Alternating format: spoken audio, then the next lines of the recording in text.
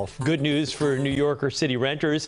New data released this morning predicts a calmer renter market in 2024. A report from StreetEasy, a search engine for apartments and real estate in New York City, says November marks the slowest year-over-year rent growth since August of 2021. The citywide median rent fell from $3,600 to $3,500 over the last month. Yippee! Here now with more on what this means for renters is Kenny Lee, economist at StreetEasy. Kenny, good morning. Good to see you. Thanks for having me. So the market's been really tough on renters, as we know, for a while now. What's the cause of this slight downturn? Right. What's really important for renters right now is the inventory in New York City has been rising pretty quickly. In November, there were about 32,000 rentals on the market in the city. That's an increase of 9%. What that really means is renters can now see more options when they're considering renewing their current lease or finding a new apartment in the city. So you talk about inventory there a second ago. So, with inventory, I think most people would say, okay, well, that means, rents will probably come down a little bit more because, owners want to, they want to unload some of these properties. They want to have people in there paying these rents. They've got mortgages that they need to cover. But you say that's not necessarily the case.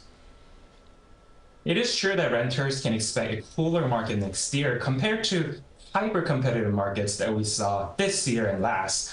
But as you said, competition isn't really going away because inventory is very low compared to the strong market. Okay, so which borough are we going to see the most rent relief from? If I'm, moving to the tri-state area and I'm like, okay, I want to live in New York City, I want to live in one of the 5 boroughs, what do I need to target? Surprisingly, Manhattan is a great borough where renters can see more options. The inventory there rose 10% compared to last year, and that could be an opportunity for New Yorkers looking to move closer to the offices in Manhattan. All right, so you're saying Manhattan's better than the Bronx or Brooklyn or Staten Island at this point?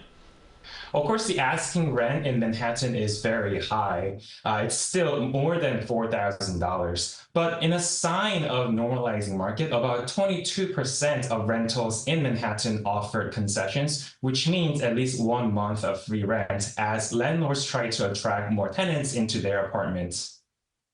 About buyers. Okay, let's get out of the rental market for a second. Let's talk about the buy market. Where does that look right now? How have sales been in the city and in the surrounding areas the last few months? The buyer demand has been very strong because of this resilient economy in New York City market. The rates are very high, putting a lot of buyers on the sideline.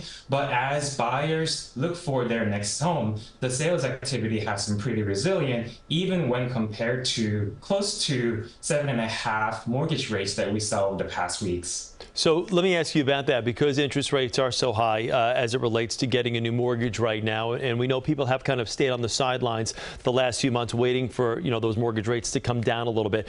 Are people basically throwing caution to the wind right now and getting in because there are deals to be had and figuring, okay, you know what, if I need to refinance in a year or two when rates come down even further, I'll just do it then. I like this property. I want to go get it.